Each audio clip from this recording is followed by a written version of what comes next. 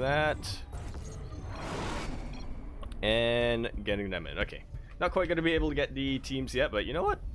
We don't got to worry about that, because for now, we're going to be jumping into Royal Blood, where, of course, in the top right-hand corner of the map, starting all the way in the top right-hand corner, we have our yellow Protoss player coming down from the land of Ukraine, known to be one of, if not the cheesiest players in the land. He is going to be representing Hot-Headed Gaming, HHG. We have NightPhoenix.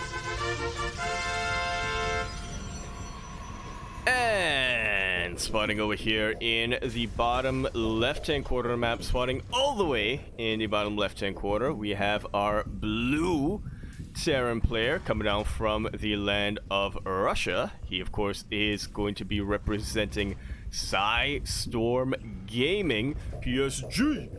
One of the favorites of today's bracket, and always a favorite player in Sparkling Tuna Cup. We have Nicoract.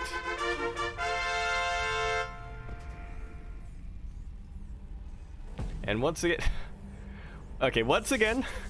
we're seeing some very cheeky probe maneuvers coming out from NightPhoenix. I love that little back and forth. It's like it just feels like a Three Stooges sketch, you know? SCV trying to catch the probe or what have you. But all things considered, I can't imagine this series is gonna go quite the same way as our previous series. I would expect NightPhoenix to try to go for something a little bit cheesy, something a little bit more aggressive once again, but if I know anything about Nicoract is I know that he's kind of made a name for himself being a player who can defend against all sorts of Protoss builds and then go for very, very potent counterattacks and counter timings. This probe, unfortunately, will not get another delay on this natural base, as, of course, Nicoract completely skipped out on the Reaper. He went Safety Marine, and now he's pumping out Marines with a 1-1. Meanwhile, on the other side of the map, NightPhoenix, living up to his name a little bit, and is going for the Stargate. The first time we're going to be seeing a Stargate in tonight's bracket.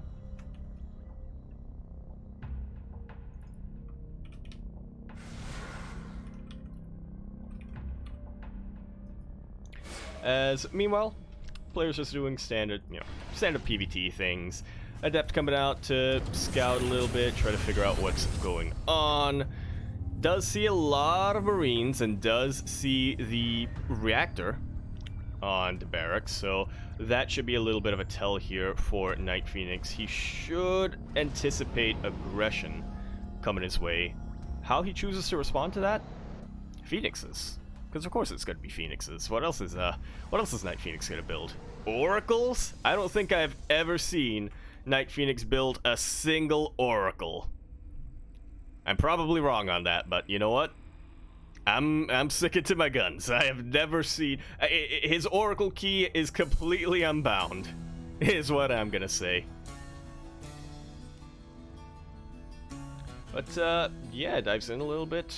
Catches a glimpse of the Cyclone, and I'm kind of surprised that we're seeing this out of a NightPhoenix PBT, but we're getting a pretty standard game.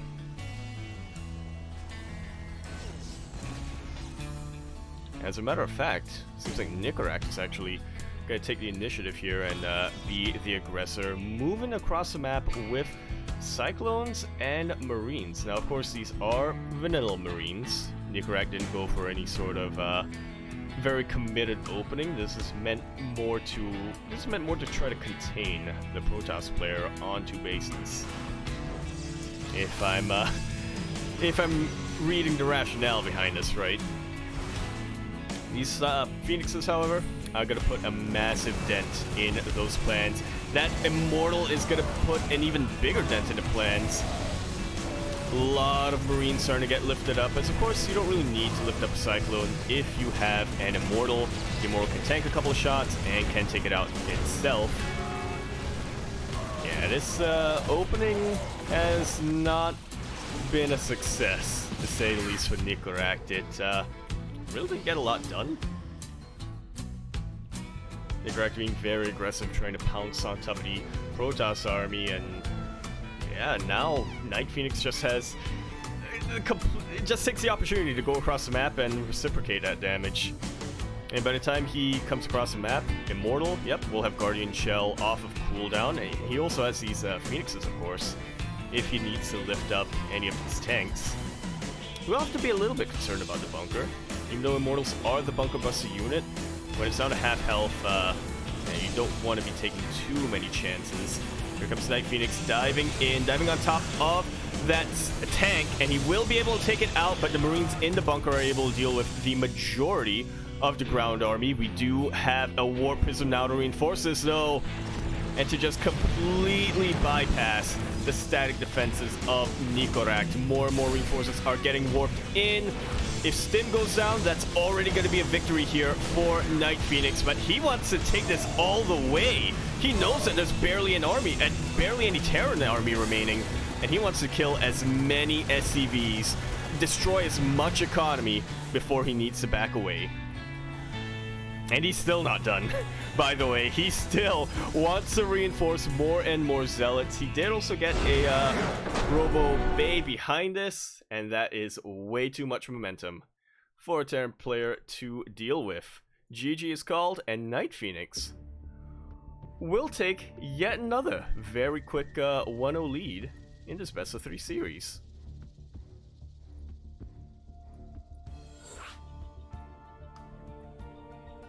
Yeah, I can't say I'm too surprised at what builds we're seeing out of NightPhoenix, but I am honestly a little bit surprised at how effective they've been. Pretty good from our yellow Protoss player so far. Okay. You always have a little bit of anxiety going down when you click outside of game and you're not sure if you're safe to click yet. But it's good. We're getting into game, and we are able to continue our best of 3 series. We're in the bottom left-hand quarter of the map, spawning all the way in the bottom left-hand quarter of altitude. We have our yellow Protoss player coming down from the land of Ukraine.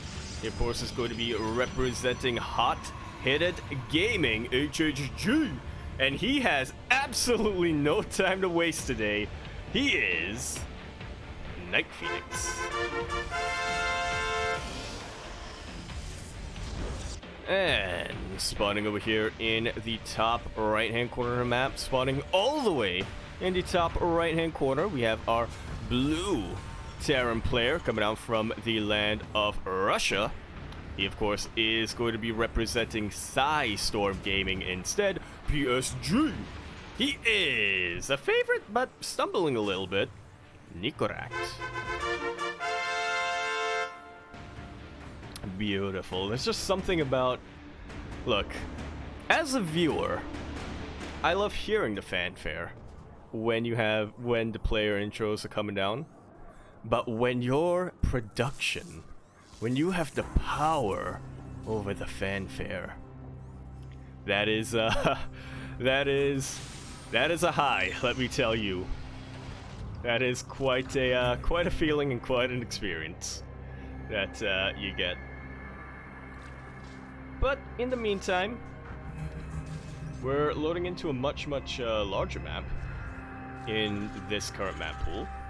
Nicoract and NightPhoenix once again going for their pretty standard stuff. Nicoract skipping out on the Reaper once again, going for Safety Marine into a reactor. But I'm just curious, I mean, my eyes are entirely on NightPhoenix, as I'm sure many of yours are as well. It just feels like throughout today's entire broadcast, we've been seeing NightPhoenix in both series so far, just always being the one to take the initiative. I guess that's not always true. Nicoract did go for that double Cyclone Marine push over in game number 1, but it didn't quite work out for him. So I'm actually switching gears now. My eyes are a little bit more on Nicoract. is I'd like to see how he switches gears from here on out.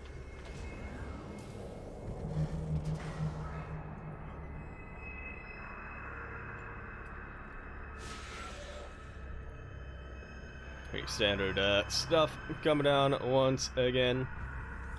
Nicoract, of course, should be much safer this time. Actually opting for a little bit more safety. Of course, we'll have to keep our eyes on this factory, but he throws down an add-on right away. No! Missing!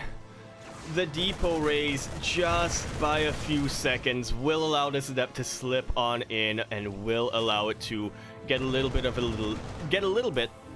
a delay on top of this starport. Not only that, he also gets a full scout of everything that Nicoract is going for. Sure, that adept goes down in the end, but after getting fully scouted and losing one SCV like that, you kind of have to kill the adept to just to have a little bit of a morale victory. Nothing too different coming out from NightPhoenix, just once again pumping out his Phoenixes and then switching into more of a robo facility. Nicoract doesn't seem... actually, yeah, this is a little bit of a difference from Nicoract. He's going for a Viking first as opposed to a medevac first.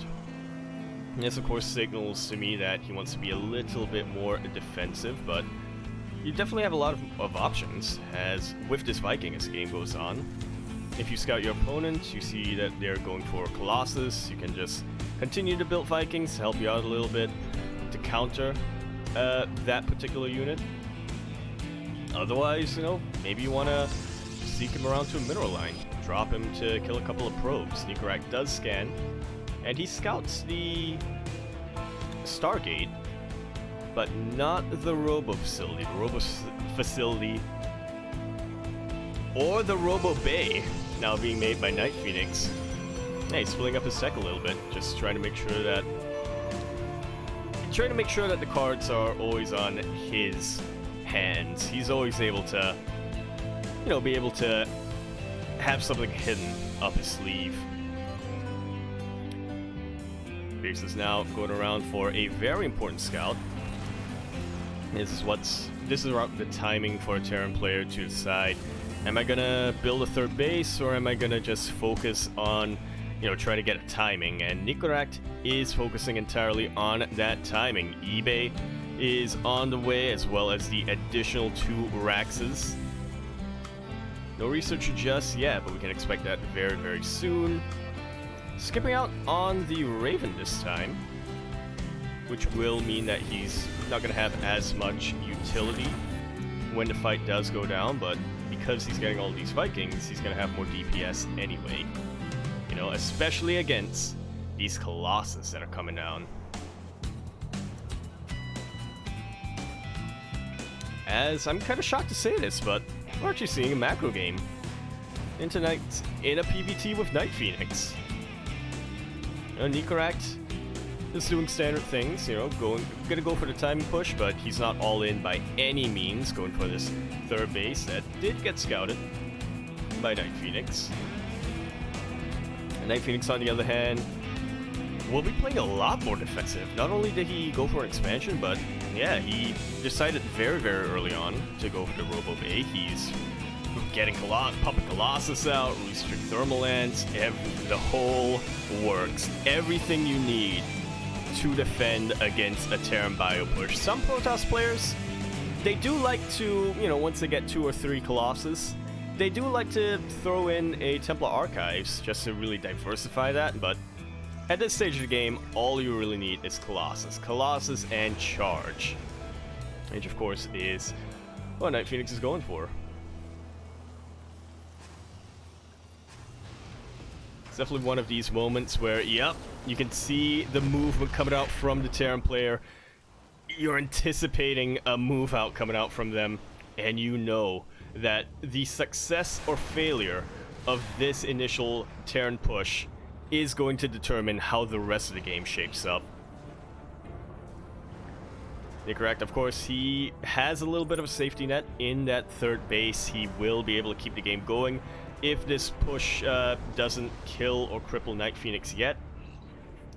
But if you can just get if you could just secure yourself a good enough lead with this push, you really don't have to worry about anything for the rest of the game.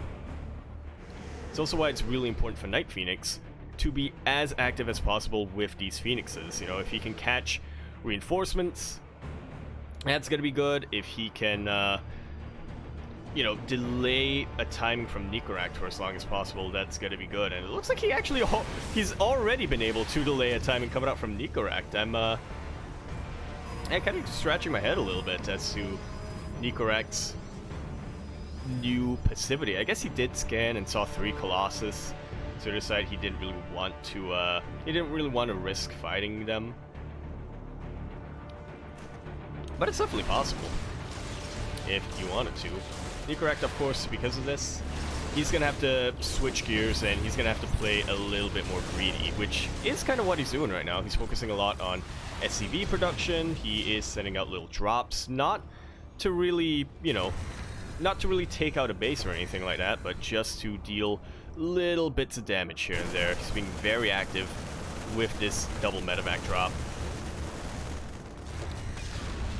Just trying to see what he can get away with. F's for that Xel'Naga tower, by the way. That Xel'Naga tower, it just want to live. It just want to provide vision to everyone, to every player on this map, but was so unfortunately taken out by that natural disaster, is what I'm gonna call it.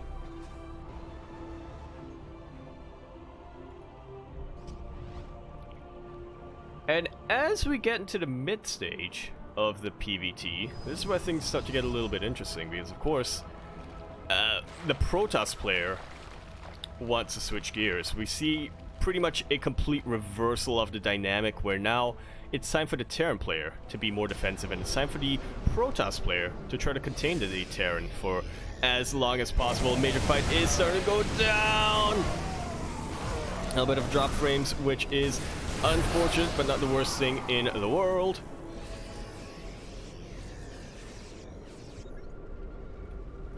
A little bit of, the trade blows bit by bit, but NightPhoenix does have to be pretty careful. He has a very potent army. He has a lot of splash damage available to him, but he's losing his Colossus to these Vikings. Meanwhile, the Stalkers are a little bit distracted by the ground army. Nicoract, with the better upgrades, with the much higher army supply, is able to take out that army pretty much for free. That was a very questionable move out from NightPhoenix. I guess you do want to be active on the map as a Protoss player at this point, but it feels like he tunnel visioned a little bit, you know? He feels like he tried to really end the game then and there, when really it would have been better to try to retreat a little bit. I do appreciate this from NightPhoenix, though. He's still being active on the map. He doesn't have a Warp Prism by the looks of things. Yeah, he doesn't have a Warp Prism. So we will have to be careful about the sustainability and the longevity of this army, but as long as he can prevent a 4th base from Nicoract, and as long as he doesn't lose his army too quickly and unnecessarily, things are going to be fine. He has to be very careful, and he has to pick and choose where he wants to fight. That was not, that was not where you want to fight as a Protoss player. And that's exactly where you want to fight as a Terran player, however. I'm liking this from Nicoract. He's going for a full-on surround, or trying to set up a little bit of surround. He needs to try to bait NightPhoenix. The Purification Novas are whiffing a little bit. He does nail 1, but at this point, 1 is not enough. Sometimes all you need is 1. Not that time. That time you needed at least 2, preferably 3. Kind of curious that NightPhoenix has kind of regressed a little bit and is opting more for a Swarm Toss army, despite investing so heavily into Colossus earlier in the game. You know, disruptors are good. You know, we always say disruptors. Sometimes disruptors are some of the most efficient unit in the game. It's a real equalizer if you're down in army supply, but eventually you hit a point of diminishing returns with them. NightPhoenix is on 6, which, yeah, just seems a little bit excessive, to say the least. If he can nail all 6 Purification Novas, it's going to be great, but if not, then his supply would be better spent on gateway units. But he is starting to land those Purification Novas, however. Reinforcing Zealots do come in to clean up the rest of this army, and Nicoract just went from a great position to a questionable one. I don't want to say it's bad just yet, because he is still mining in his 3rd base. He is floating a 4th over 2 positions, so things are still pretty good for Nicoract, but yeah, that was a really good engagement for NightPhoenix.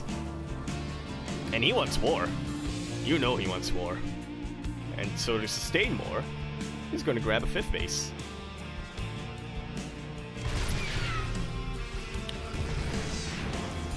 NightPhoenix steps in and, yeah, correctly decides that that is not where you want to fight when you have 2 tanks behind a wall like that.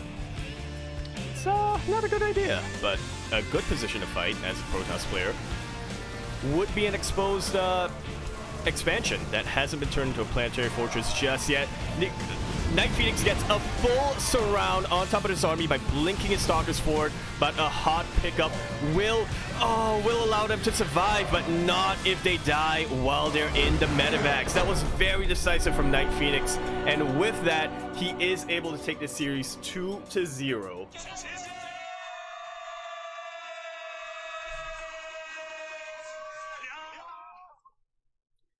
Finally, we get a macro game coming out here. Finally, we get something a little bit longer, but in the end, it still results in a NightPhoenix victory.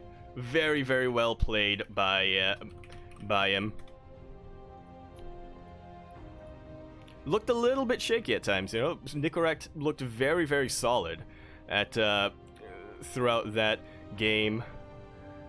But in the end, I guess all it takes is one. All it takes is one little slip, and stalkers are gonna come in and ruin your day.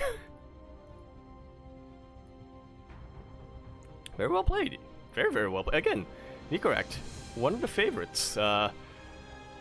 Nicoract is one of the favorites to make it all the way to make it all the way to the finals and potentially win this entire bracket. Nicoract has won a couple of Sparkling Tuna Cups and has won against players who are, I would say, similar to the level of the signups that we've had today. That was a very impressive result here from NightPhoenix. Let's see if we can take it all the way to the finals.